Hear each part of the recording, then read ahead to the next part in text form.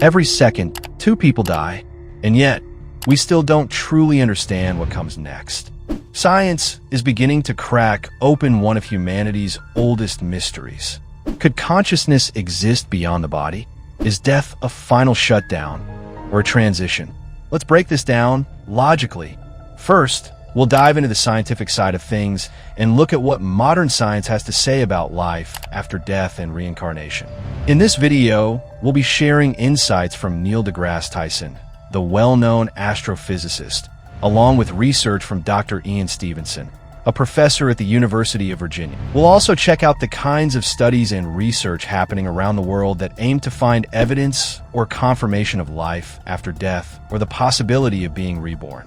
After that, we'll explore the concept of life after death from both a logical and metaphysical angle. Let's take a deeper dive into something that has fascinated humanity for centuries: reincarnation, also known as rebirth. Now, this isn't just spiritual talk or ancient folklore. Believe it or not, there's real scientific research happening on this topic, even at some of the world's most respected institutions. One of the leading hubs for this research is the University of Virginia. Yes, you heard that right. A well-known American university has been digging into the idea of life after death for decades. A specialized division within UVA School of Medicine, known as the Division of Perceptual Studies, has been conducting serious, data-driven studies on reincarnation. And this isn't just a side project. A number of medical doctors, psychologists, and scientists have dedicated their entire careers to exploring what happens after we die. They've even built a fully official research platform, with an entire section focused specifically on reincarnation and related phenomena. Over the years, their research team has published dozens of scientific papers and multiple books, all backed by evidence. And get this, in today's scientific world, what was once called the soul is now more commonly described as consciousness.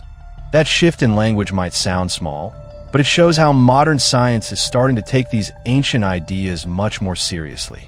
In fact, more and more researchers are now openly acknowledging that reincarnation, or life after life, isn't just a mystical theory anymore. It's being considered a scientifically plausible phenomenon, worth deep exploration. Here's what's really mind-blowing. These scientists have documented thousands of detailed cases, many involving young children who remember past lives with incredible accuracy. We're talking about names, places, events, even circumstances of death that they couldn't have possibly known through normal means. These aren't vague memories. They're often full of verifiable details that have been independently confirmed by researchers.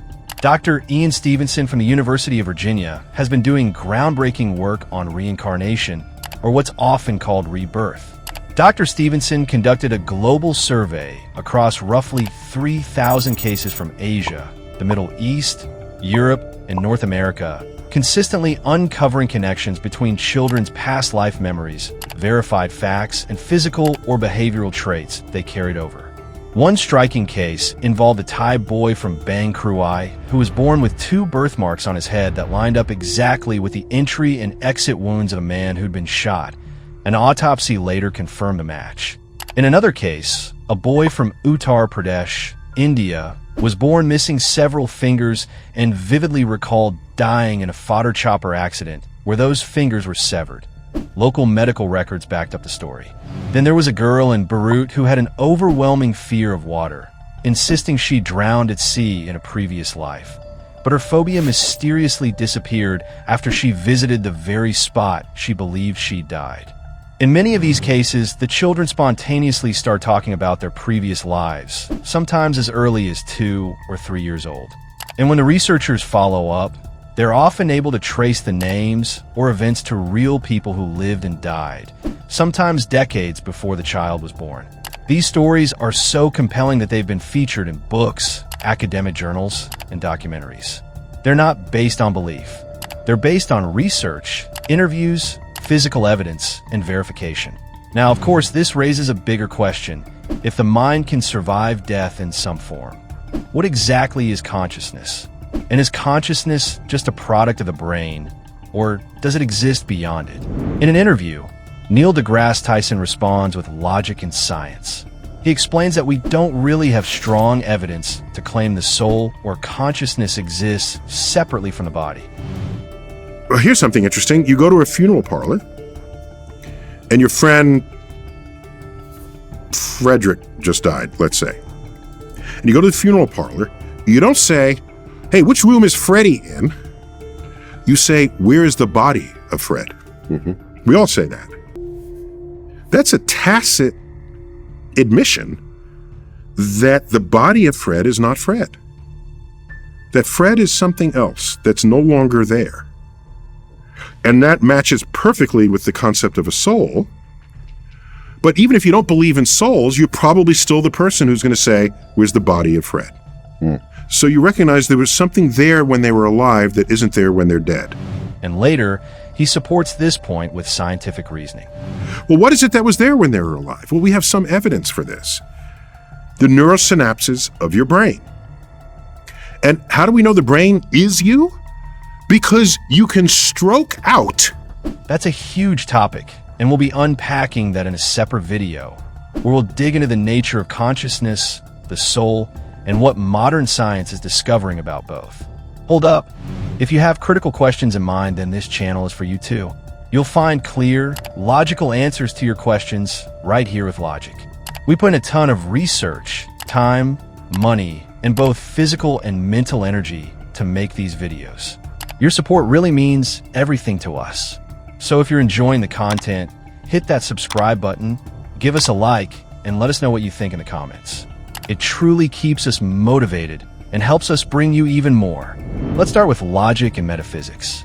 Modern science is starting to explore the possibility that there might be something like a soul or consciousness existing within the body. Logic seems to support this too, because we have to ask, what exactly is it in our body or mind that causes our neurons to fire in such a controlled and purposeful way? What's giving those instructions? According to metaphysics, that something is the soul. But some modern scientists are suggesting that there might be tiny particles inside neurons that trigger them to function. But then the same question comes up again, what's stimulating those particles? This leads to an infinite regress. That's why spiritual traditions and metaphysics say it's the soul that drives the neurons in our brain, and through that controls the body. So according to metaphysics, there is soul and supreme God. We talked about some reasons why God might exist. Feel free to check out the video. So if there's God and soul, then there are three possible outcomes after death. One is that the soul goes to either heaven or hell. The second is that nothing happens after death, meaning each time a body is born, a completely new soul comes with it. This idea lines up more with what atheists might believe. And the third is that the soul is reborn into a new life. Let's break down the three possibilities and figure out which one is the most likely. We'll start with the first, the idea that the soul goes to heaven or hell after death. So let's take a look at the idea that after death, the soul experiences the consequences of its actions, either in heaven or in hell. In this view, your good deeds earn you a place in heaven, and your bad deeds land you in hell. Pretty straightforward, right? But here's where it gets tricky.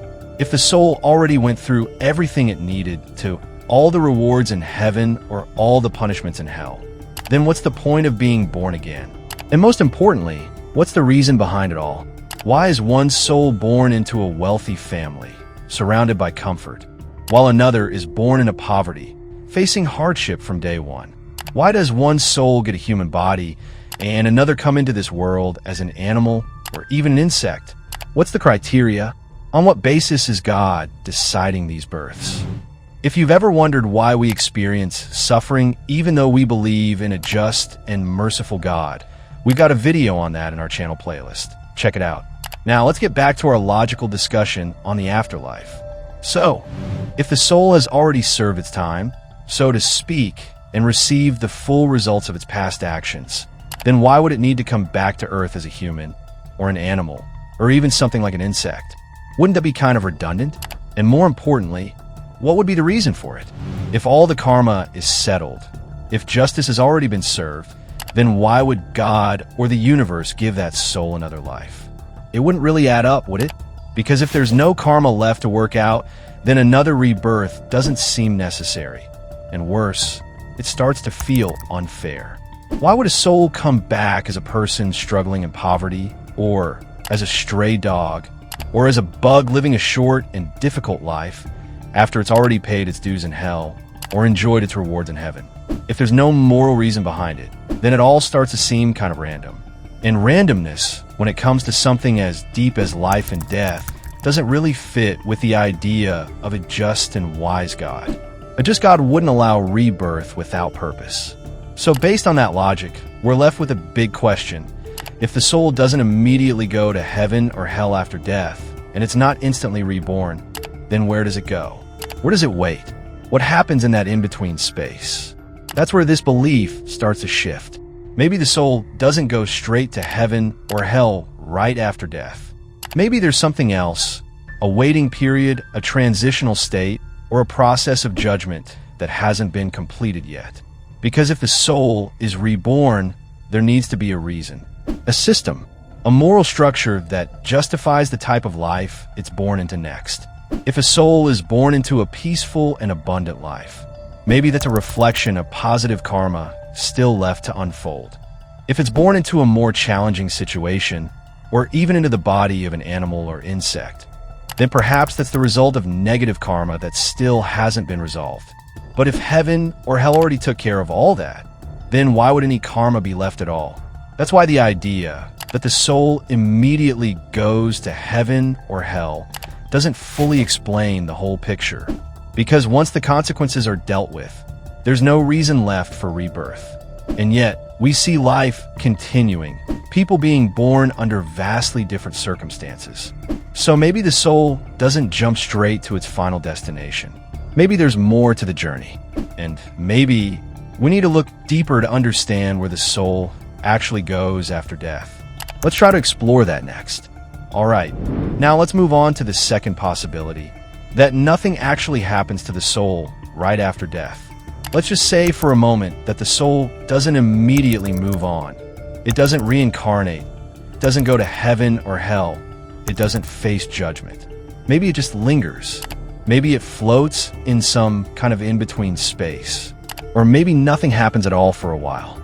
Now, if that's the case, we run into a pretty big question. How do we explain what happens next? If the soul eventually does get reborn, how is it decided what form that new life takes? I mean, think about it. How would it make any sense for one soul to come back as a human, while another comes back as a dog, or a bird, or even an insect? If there's no system in place, no cause and effect, no moral consequence, then what's driving that process? Is it random? Arbitrary? And here's where things get even more complicated.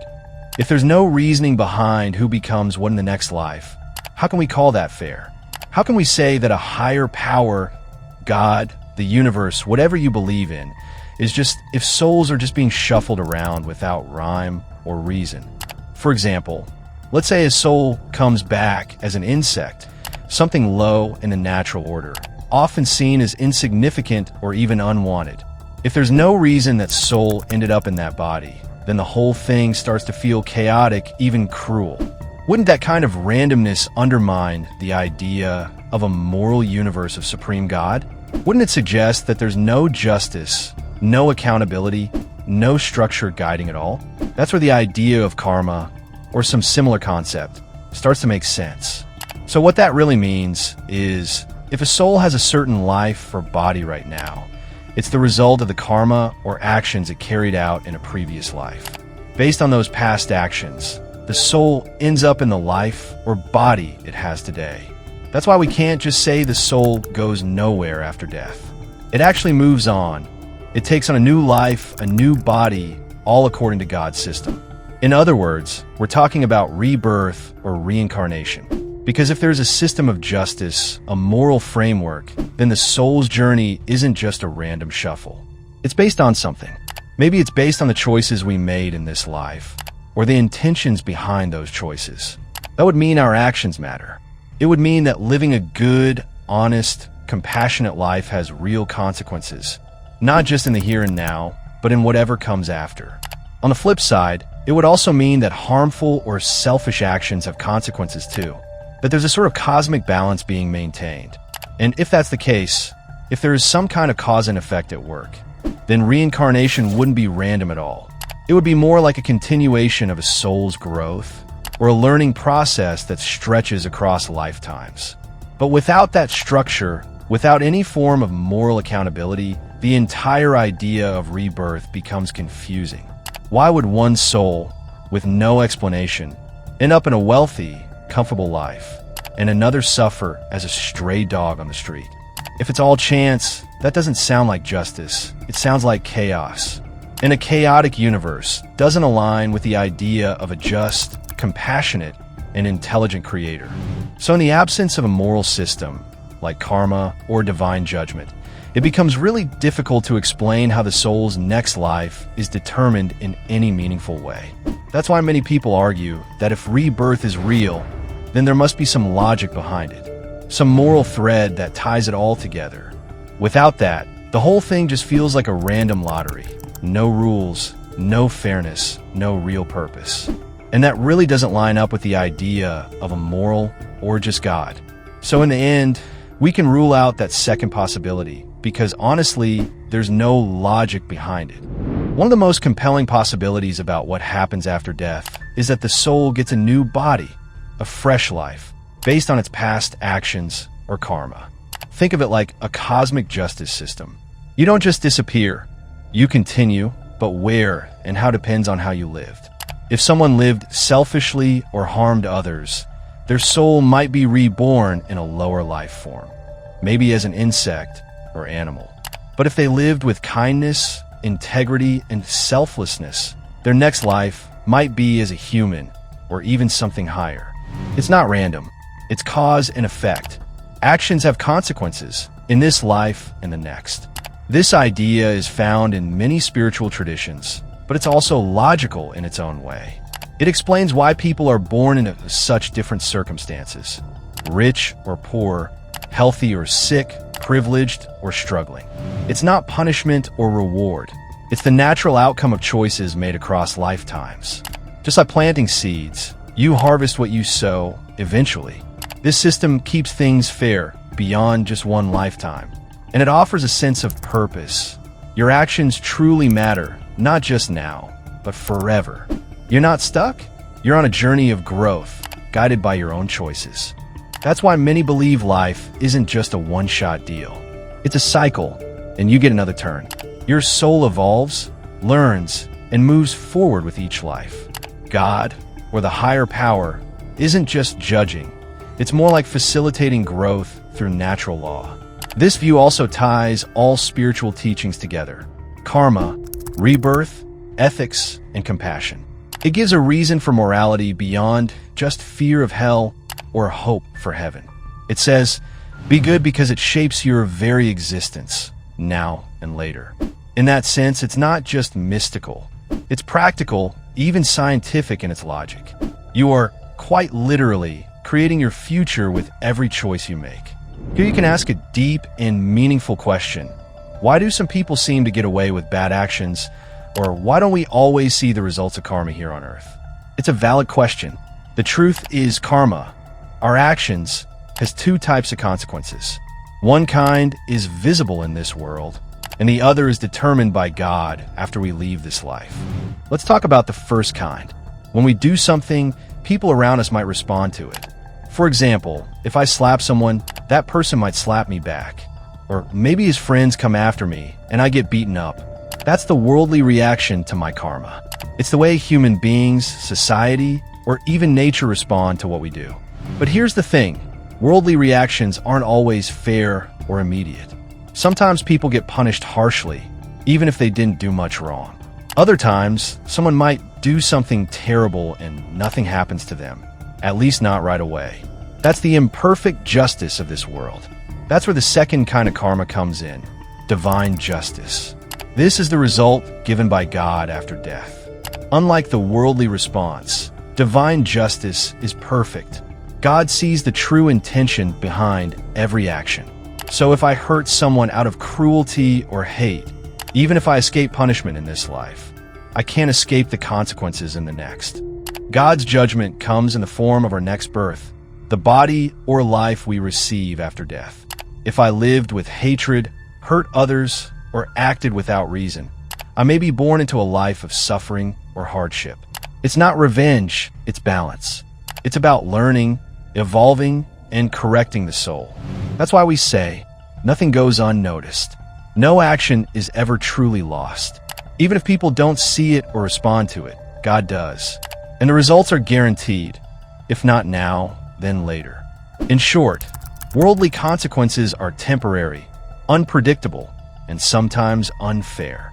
But divine consequences are certain, just, and based on the truth of our intentions and actions. That's why it's important to act with awareness, kindness, and integrity, not just for this life, but for what comes after. It's a whole system that makes every soul face the consequences of its own past actions. The system includes concepts like God, the soul, reincarnation, the creation of the universe, and the consequences of karma and one's actions. One key point here is that heaven and hell, as they're traditionally understood, don't actually exist. Based on the first argument, it's proved that the existence of a literal heaven or hell just doesn't hold up. So, why do almost all religious traditions talk about heaven and hell? The truth is, heaven and hell aren't separate places somewhere else. They're right here on Earth, or maybe even on other planets. In other words, when a soul does bad things, it's reborn into a painful life, maybe as an insect or animal, something full of suffering. That's hell for the soul. But when someone lives righteously and does good, they're rewarded with a prosperous human life or something even better, possibly on another planet. That's heaven for the soul. Hence, that's the real meaning of heaven and hell. Not places you go after death, but the kind of life you get after death. The knowledge system we're talking about was originally given by the Supreme God, perfect, divine, and meant for everyone. But as it spread across the world, different religions interpreted it in their own ways. Over time, the true meaning got lost, reshaped by human desires, misunderstandings, or even ego. Concepts like heaven and hell were especially twisted to fit cultural beliefs or personal agendas. Some changed the narrative to make things more convenient for followers, or to scare them into obedience. Others used it to make themselves look like chosen messengers when they really weren't. They claimed to speak for God, but often pushed their own ideas instead. This is why people today are raising serious questions about religion and its origins. They're wondering, did this come from God, or was it man-made? It's not about attacking faith, it's about searching for truth. Too often, religion has been mixed with politics, pride, and personal gain. The core teachings of peace, love, and unity got buried under rituals and rules. Different versions of heaven and hell were created, some comforting, some terrifying. But were they real, or just made up to control people? Many so-called messengers were more interested in fame than faith, and that's led to confusion, division, and even conflict. The original divine message was supposed to unite, not divide. But now, many feel lost in a sea of mixed beliefs. Now here, one question may rise in your mind that if a soul's new life is based on the karma or actions it did in a past life, then what was the reason behind the very first life or body that God gave the soul when the universe first began? The reason is that there are three things in the universe that are eternal: God, the soul, and the fundamental matter that makes up the universe. Since karma, or actions, are tied to the soul, they're also eternal, meaning they don't have a starting point. If you're curious to learn more, check out the video we made responding to the atheist book The God Delusion by Richard Dawkins. So, from the very beginning of the universe, souls have been taking birth over and over again. In fact, before this universe, there have been countless others, and after this one, there will be more beyond our imagination. It's all a result of the karma or actions carried out by souls. These souls will continue to be reborn across different universes. To make sense of it, think of it like a circle. Once one round ends, a new one begins. In the same way, souls keep going through the cycle of birth and rebirth again and again. So that's how we've broken down what really happens just after death, using clear logic, metaphysical insight, and deep spiritual understanding. But this is just the beginning. We're on a mission to uncover profound spiritual truths, always backed by reason and science, cutting through confusion, clearing out the noise, and exposing the fallacies that have clouded the truth for far too long. If you've ever questioned the logic behind certain beliefs, or felt there has to be a more meaningful, scientifically sound path, you're in the right place.